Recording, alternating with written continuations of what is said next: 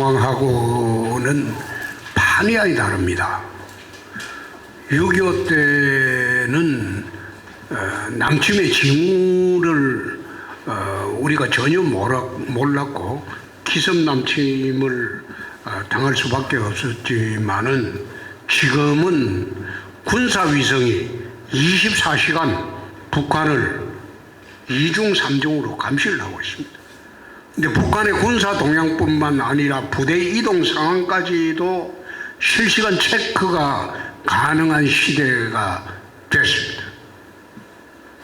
그래서 얼주훈련 할 때도 6.25 당시를 기준으로 얼주훈련 하는 거는 적절치 않다는 생각입니다. 내가 한 얼지 연습 많이 봤어요.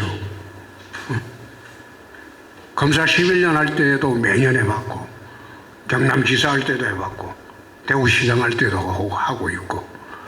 그런데 지금 중앙통제반이나 얼지연습 하는 과정을 보면 이거 6.25 당시하고 별반 대책이 다르지 않다. 그건 맞지 않는다. 그리고 아까 지적했듯이 얼지 훈련을 하면서 이 비상계엄 사태로 들어가 버리고 경비계엄 사태로 들어가 버리면 행정체제에 대변화가 옵니다. 근데 거기에 맞춰서 얼지 연습을 할 수밖에 없다고. 그렇게 해야 되고. 근데 거기도 뚜렷지가 않아요. 뚜렷하지가 않아요. 그리고 세 번째, 핵 공격에 대한 프로그램을 한번 작년에 우리가 주문을 중앙통제반에 했다고?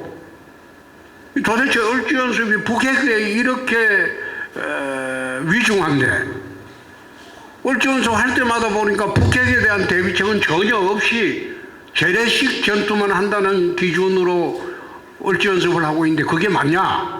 올해부터 핵공격 대비 시나리오를 갖고 한다고 하는데 지금 오늘 보고하는 거 보니까 우선 북한이 언제 핵공격을 하느냐 거기에 대한 설명도 안 돼 있어요. 개전 적시 하느냐, 개전 이후에 재래식 전투로 북한이 궁지에 몰릴 때 하느냐, 그 두 차이에 따라서 이 대응책이 달라져야 돼요. 달라져야 되는데 그게 언제 핵공격을 하는지 거기에 대한 명확한 그것도 없이 두리뭉실하게 대책만 되어 있어요. 피폭 당했다는 걸 기준으로. 지금은 위성 감시 체제가 철저히 되어 있기 때문에 북한의 핵공격 징후가 보이면 우리는 선제 타격을 해서 핵을 무력화시키는 방안을 가져갈 수밖에 없습니다. 근데 선제 타격이 실패했을 경우에 핵공격을 받았다면 어떻게 수습할 것인가? 그게 세 번째 대책으로 나오는 거예요. 이제 거기에 대한 아무런 설명 없이 그냥 피폭됐으니까 어떻게 한다, 환자 처리 어떻게 한다. 그거는 훈련이 아니죠. 중앙통제반에서도 하는 그 훈련도 아니죠.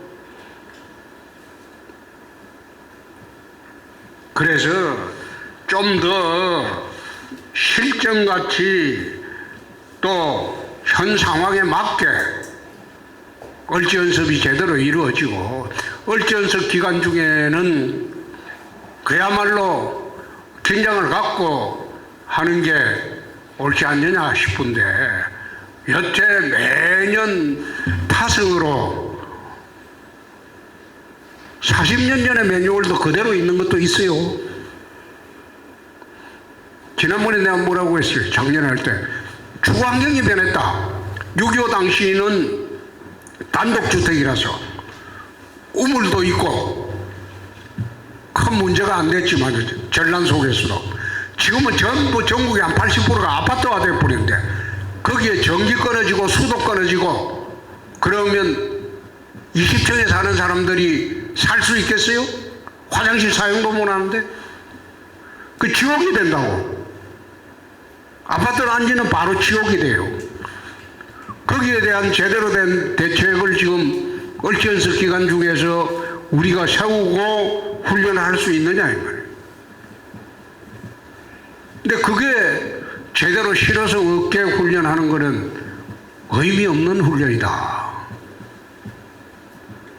그래서 이런 점을 좀 중앙통제반에 내려오신 분들도 제대로 좀 지적을 해서 내년에는 좀 개선이 될 수 있도록 해 주시기 바랍니다. 오늘 아침 일찍 수고하셨습니다. 네. 네, 이상으로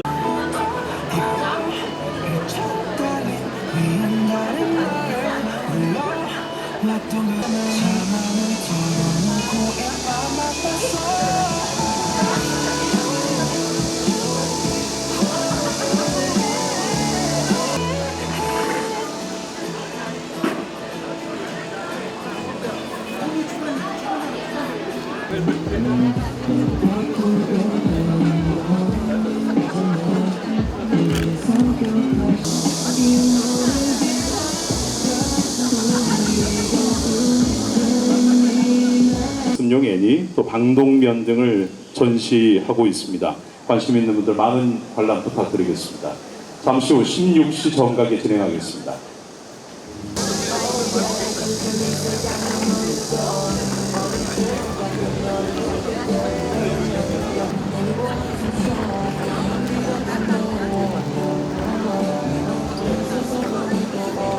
IM뱅크를 비롯한 유관기관 관계자 여러분들께 감사드리고 오늘 오전부터 해서 총 3번의 리허설이 있었습니다. 무더운 날씨에 이러한 IM뱅크 본점에서 폭발물 설치와 드론 자폭 테러로 인한 건물 파손과 화재로 인한 피해 발생 시 유관기관 간 공조를 통해 피해를 최소화하고 앞에 설치된 대형 스크린으로 진행됨을 미리 알려드립니다.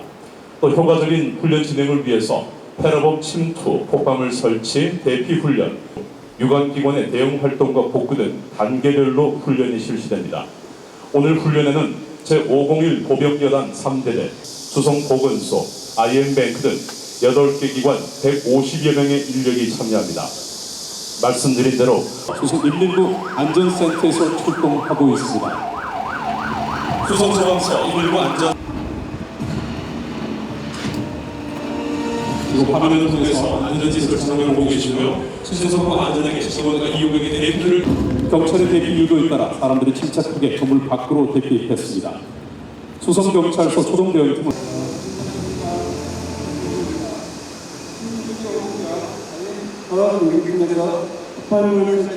특공대원들이 폭발물 수색을 위해서 탐지견과 함께 도착을 하고 있습니다. 그 뒤를 이어서 유검 폭발물 처리와 EOD들이 도착하는 상황입니다.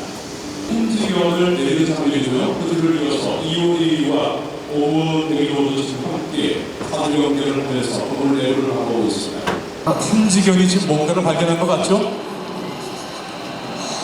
네, 우리 탐지견이 폭발물을 찾아냈습니다. 관련 직군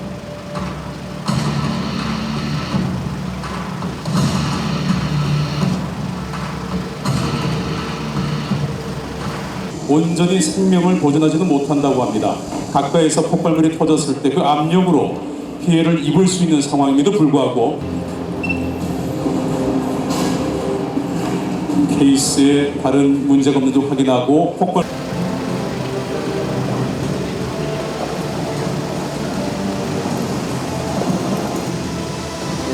밖으로 나오는 장면을 화면으로 보고 계십니다.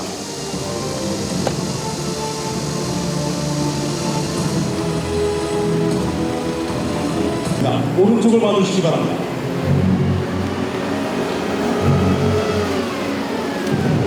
오늘 훈련에 함께하는 제501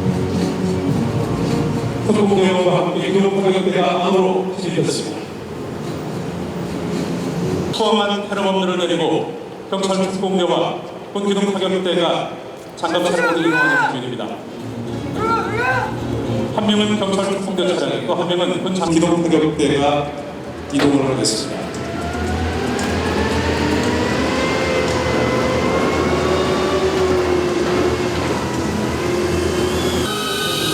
이 드론이 아이엠뱅크 건물 3층 라운지 쪽으로 이동을 해서 폭발을 하게 됩니다. 이 건물과 드론의 안전상 위기가 발생했습니다. 건물의 폭발과 함께 화재가 발생한 상황입니다. 이어 수색을 진행하게 되겠고요. 드론의 전파를 역추적한 결과 수성 세무서가 있는 범어 영 대원들이 범인을 발견했습니다. 드론 조종기를 손에 들고 있는 걸로 봐서 테러범이 확실해 보입니다.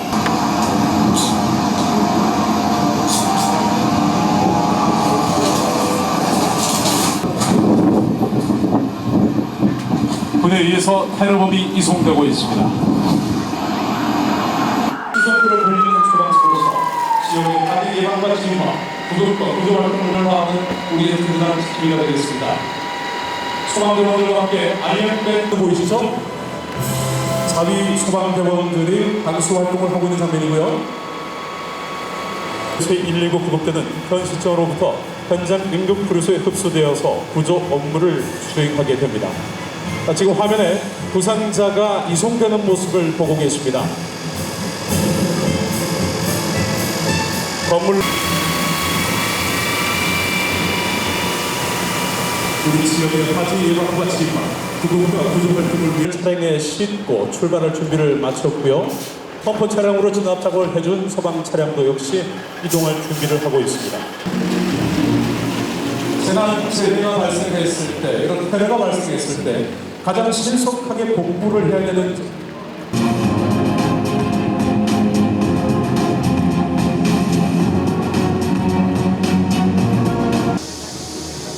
이제 복구 작업을 발빠르게 마친 한전 직원들이 이동을 준비하겠습니다.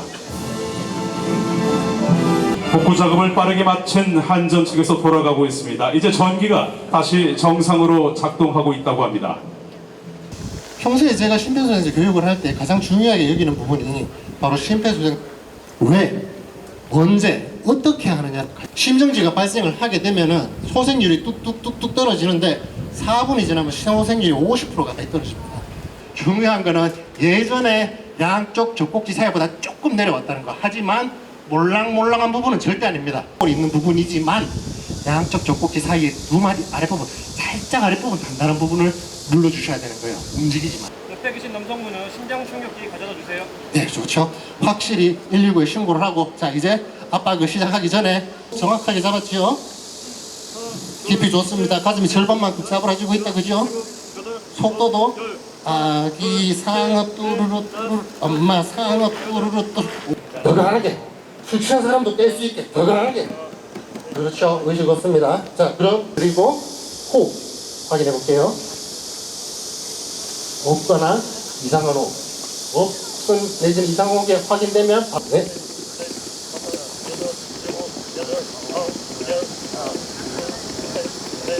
오늘 훈련을 위해서 수고해 주신 김대건 수성구 청장님과 훈련 준비를 해오신 관계기관 직원 여러분 대단히 감사합니다.